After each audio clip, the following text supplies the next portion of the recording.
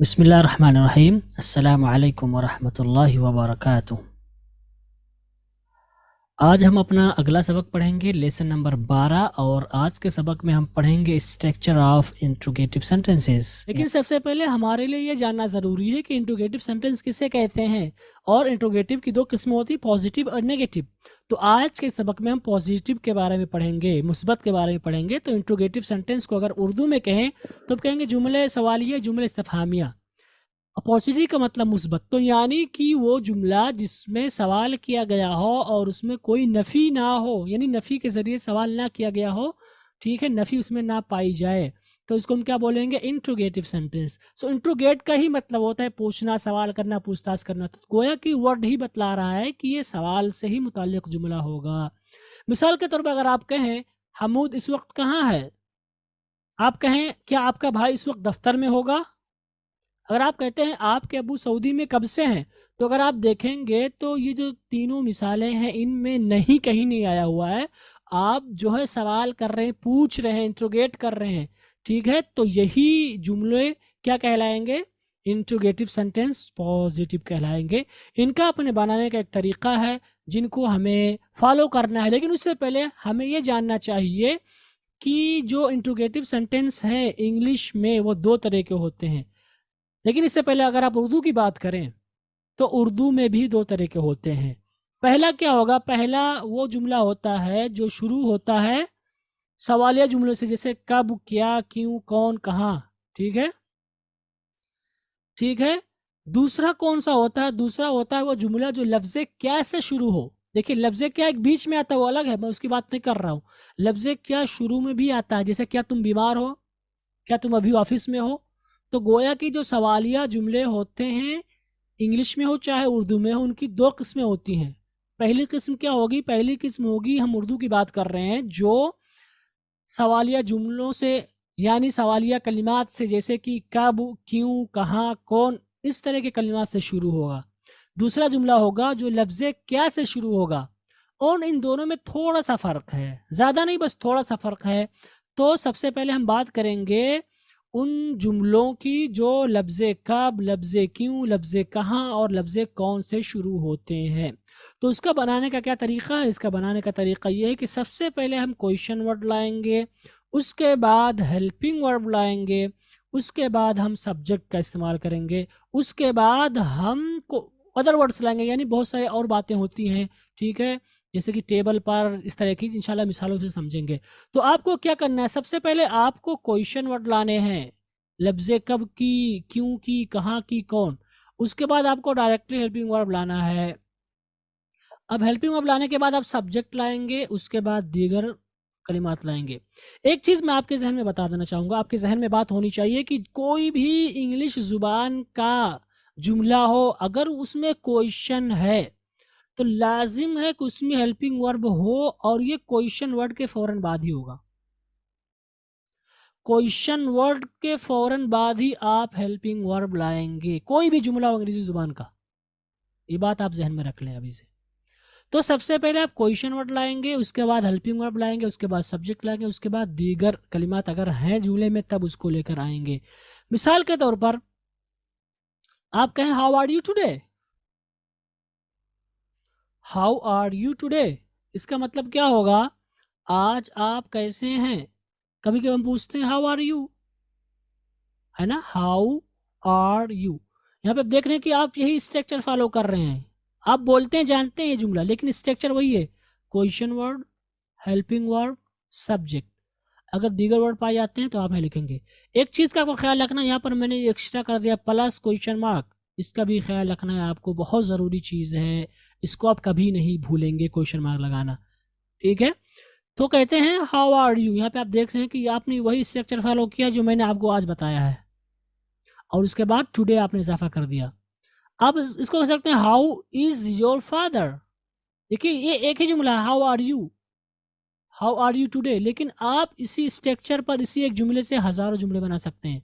How is your mother today, how is your mother today, how is your wife today, how is your grandfather today, यानी इसी एक जुमले से आप हज़ारों जुमले बना सकते हैं। यही चीज़ आपको सीखनी है, और इसमें आपको क्या फॉलो करना है? Question word plus helping verb plus subject plus other words plus question mark.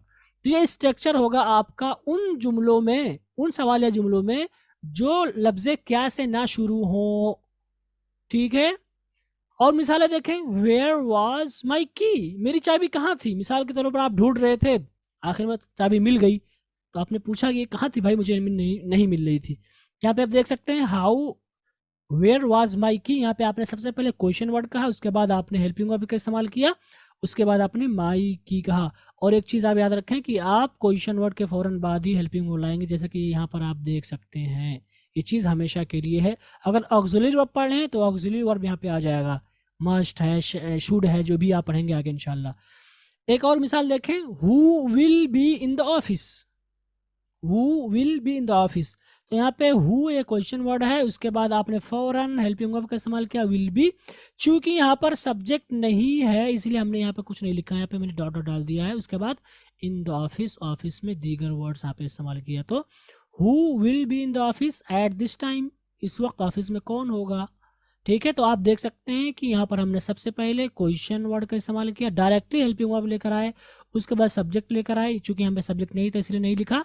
उसके बाद आपने दीगर वर्ड का इस्तेमाल किया, यहाँ पर नहीं था इसलिए नहीं लिखा, और यहाँ पर हमने वही चीज़ इस्तेमाल की जो मैंने आपको अभी बताया। तो जब भी आपको कोई सवाल या जुमला कहना तो आप यही स्ट्रक्चर फॉलो करेंगे, सबसे पहले क्वेश्चन वर्ड, उसके बाद हेल्पिंग वर्ब, उसके बाद सब्जेक्ट, उसके बाद दीगर कलिमात, और उसके बाद क्वेश्चन मार्क। स्पीकिंग में तो नहीं लगाएंगे लेकिन राइटिंग में लाजिम है। अब हम दूसरी किस्म की बात कर रहे हैं। दूसरी किस्म जो है वो ऐसे जुमले हैं जो लफ्ज़े क्या से शुरू होते हैं, जैसे कि क्या अभी तुम ऑफिस में हो, क्या तुम घर पर हो, क्या तुम जामिया में हो। तो इस तरह के जुमले अगर आप बनाना चाहते हैं तो वही फार्मूला है, लेकिन बस आपको ये करना कि आपको जो क्या है इसकी कोई इंग्लिश नहीं लेकर आनी है। लफ्ज़े क्या की इंग्लिश आपको नहीं लेकर आनी, बल्कि आपको जो जुमला स्टार्ट करना है वो हेल्पिंग वर्ब से डायरेक्टली इस्तेमाल करना है, उसके बाद सब्जेक्ट, उसके बाद दीगर वर्ड्स, उसके बाद क्वेश्चन मार्क। अब हेल्पिंग वर्ब ये मुख्तलिफ होगी, समझ बात आ रही है। हेल्पिंग वर्ब ये मुख्तलिफ होगी। हेल्पिंग वर्ब यहाँ पर कभी इज हो सकता है, कभी आर हो सकता है, कभी एम हो सकता है, कभी वाज हो सकता है, कभी वर हो सकता है, यानी ये चेंज होता रहेगा। ये टेंस के हिसाब से, जमाने के हिसाब से। अगर आप पास्ट की बात कर रहे हैं तो जाहिर सी बात है वाज या वर लाएंगे सब्जेक्ट का लिहाज करते हुए, जो कुछ आपको पढ़ाया गया है हेल्पिंग वर्ब से मुताल्लिक।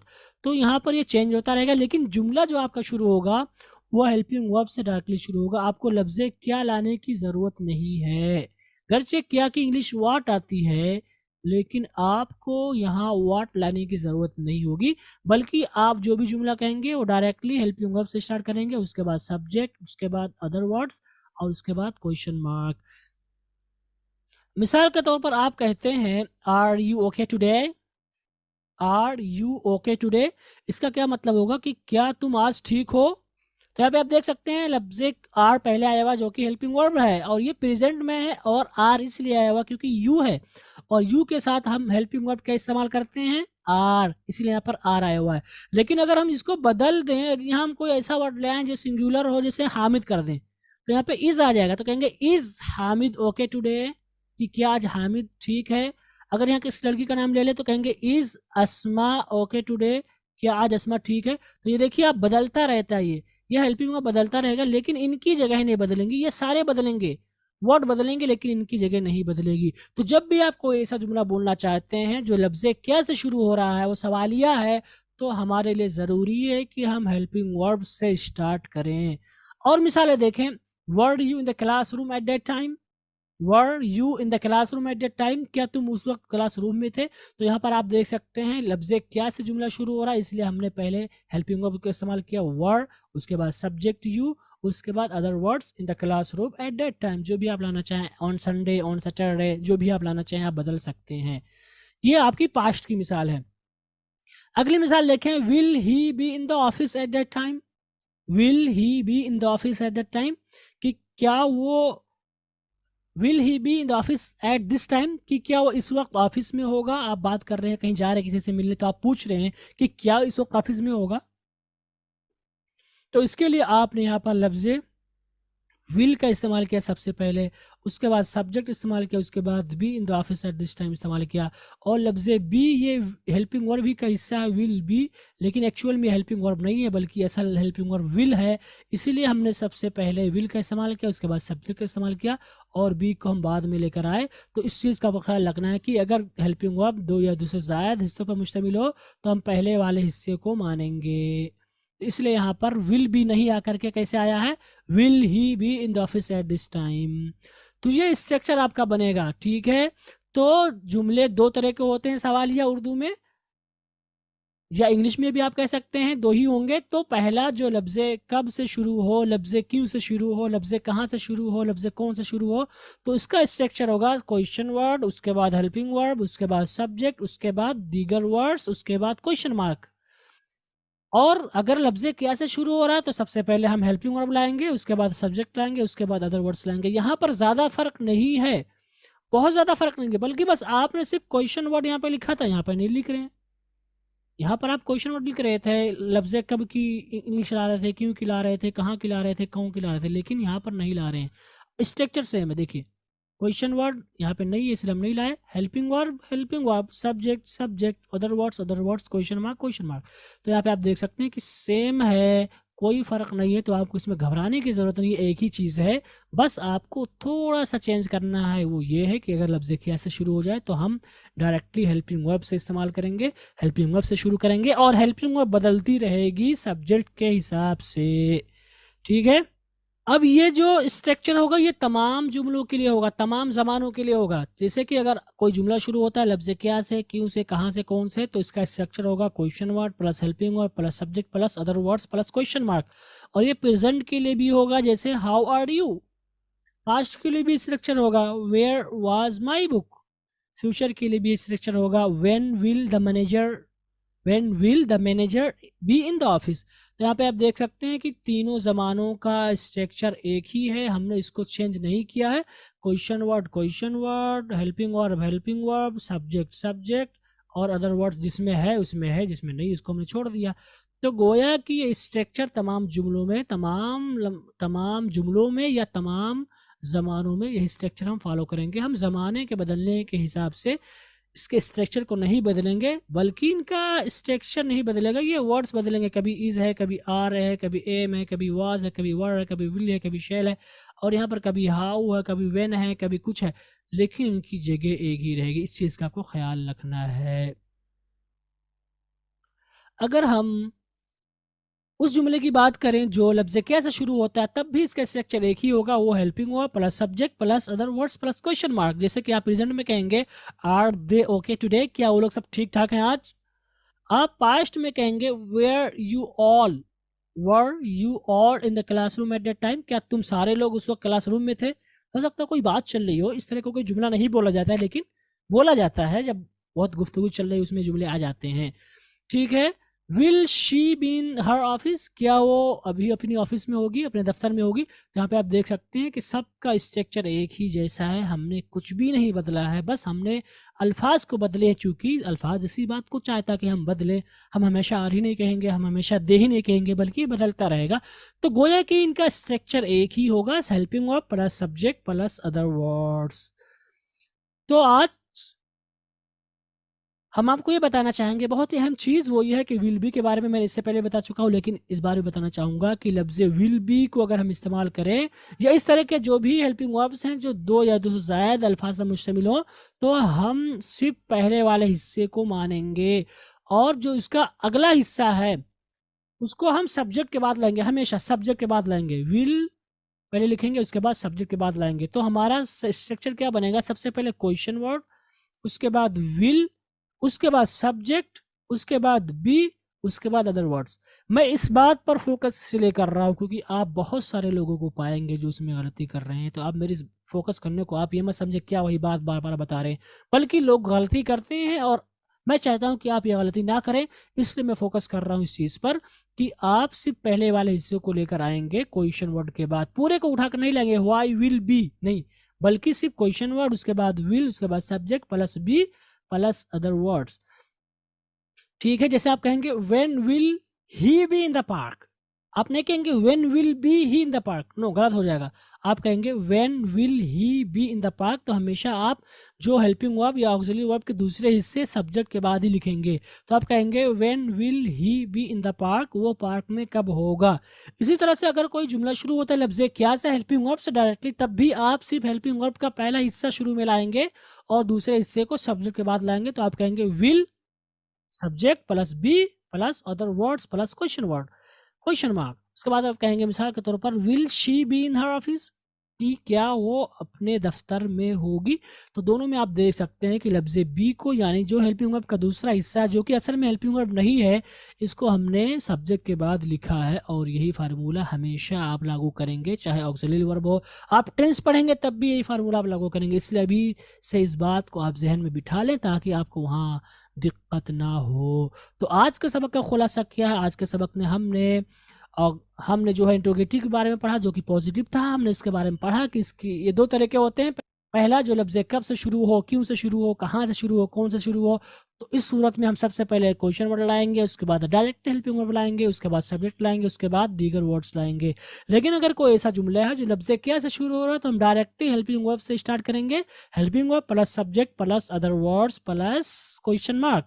और आपको एक बात जहन में रखनी है, वो बात यह है कि आप जब भी कोई सवालिया जुमला इस्तेमाल करेंगे तो लाजिम है कि उसमें हेल्पिंग वर्ब हो, और हेल्पिंग वर्ब डायरेक्टली फौरन के फौरन क्वेश्चन वर्ड के बाद आंख बंद करके आप बोलेंगे या आप लिखेंगे। ओके, इसमें गलती नहीं होनी चाहिए।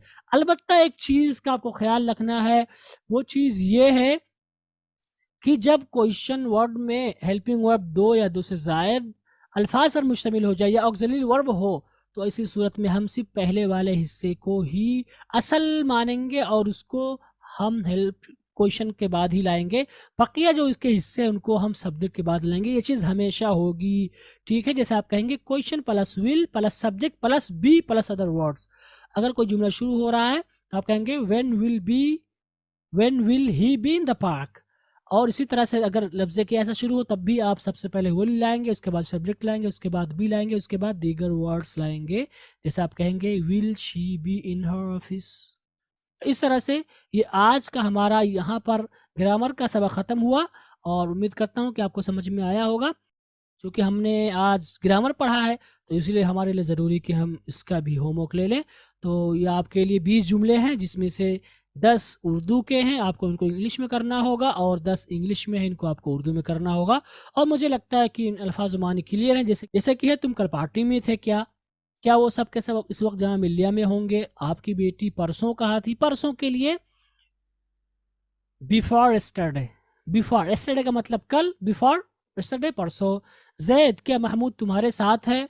कल मीटिंग कितने बजे होगी? कितने बजे? एट व्हाट टाइम, या व्हेन भी आप कह सकते हैं, व्हेन या eight what time. Eight what time कितने बजे, एट व्हाट टाइम कितने बजे। आप मुस्तकबिल में क्या बनेंगे? बताओ मैं इस वक्त कल कहाँ हूँगा? क्या शीला कल इस वक्त अपने दादा के साथ बाजार में थी? कल कौन सा दिन था? कौन सा? विच का मतलब कौन सा, विच डे कौन सा दिन, कौन सा महीना, सेम है। उसके बाद where are you at this time bro मतलब brother. Zaid were you in the car? Why was your car on the road? Saima will your father be in the field? Why are you in the shop? Shop means दुकान।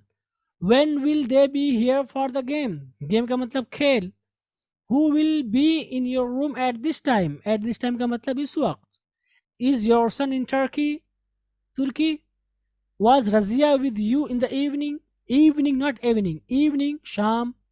Will Zakir be in the cafe for tea? Cafe का मतलब होगा जहाँ पर चाय वगैरह पीते हैं, ठीक है, मतलब चाय। तो ये आपके जुमले हैं और मैंने अल्फाज मानी भी बता दिए जहाँ तक हो सका, आप इनको करके लाएंगे इंशाल्लाह।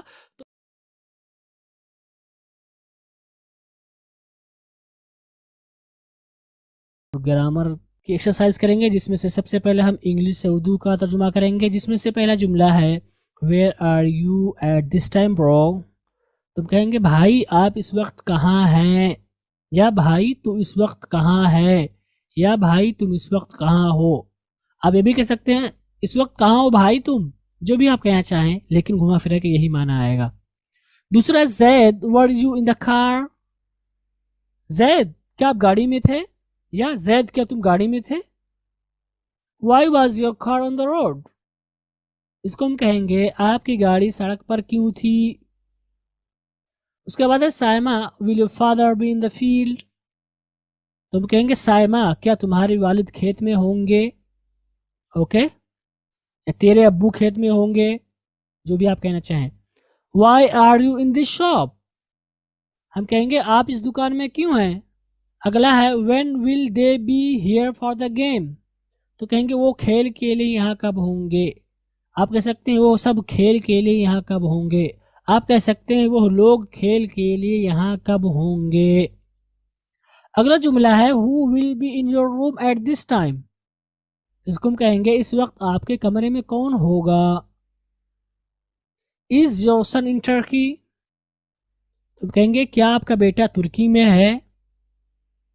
अगला जुमला है was Riyaz with you in the evening, तो हम कहेंगे क्या शाम को रियाज आपके साथ था।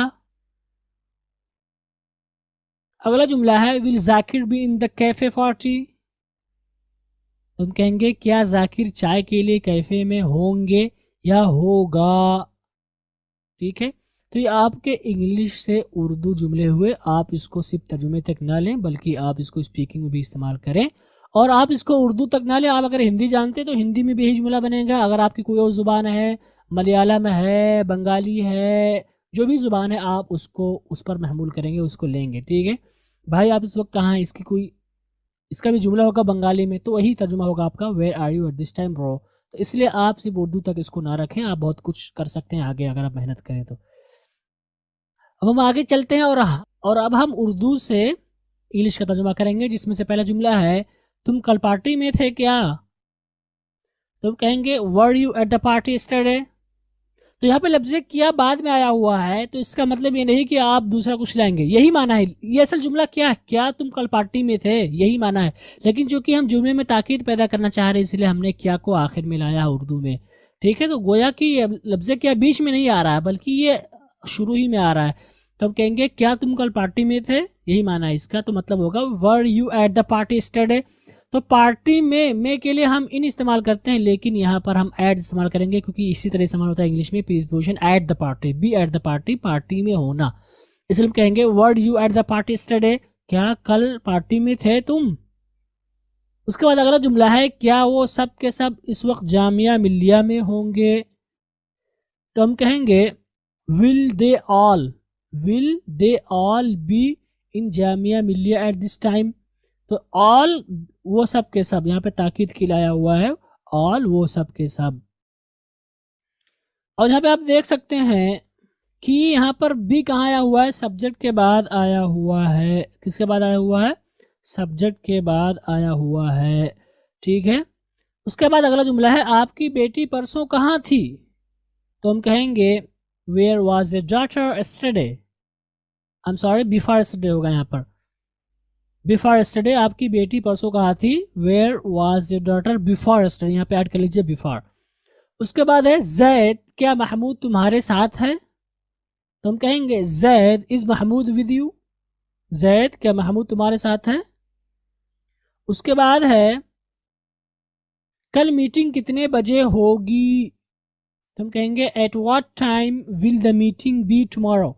यहाँ पर होने का मतलब होगा बिकम या होल्ड, लेकिन चूंकि हमने वर्ब नहीं पढ़ा इसलिए हम बी से काम चलाएंगे। तो कल मीटिंग कितने बजे होगी, एट व्हाट टाइम कितने बजे।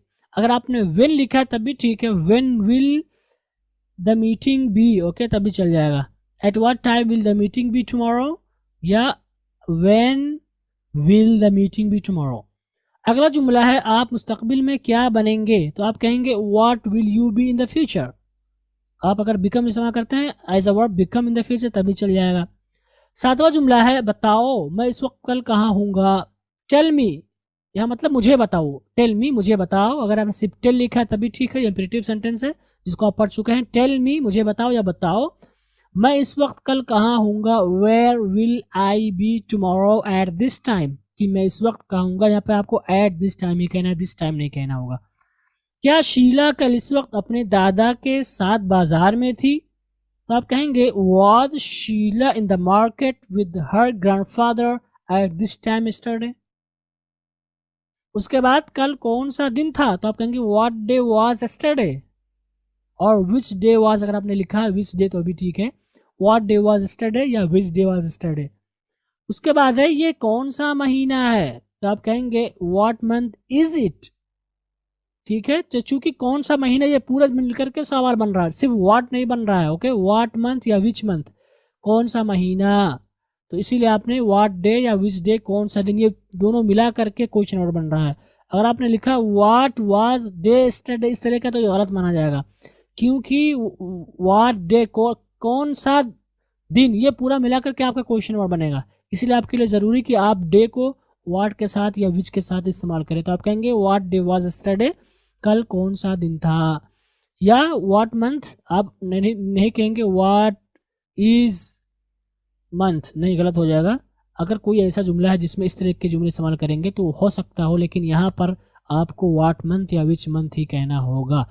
तो ये हमारे जुमले थे उर्दू से इंग्लिश के, जिनकी हमने प्रैक्टिस की, और उम्मीद करता हूँ कि आज का भी सबक आपके लिए मुफीद रहा होगा। अब इन्हीं चंद टूटे फूटे कलिमात के साथ हम आपसे रुखसत होते हैं। अल्लाह रब्बुल आलमीन इस कोर्स को हमारे हक में मुफीद बनाए, आमीन। वस्सलामु अलैकुम व रहमतुल्लाहि व बरकातहू।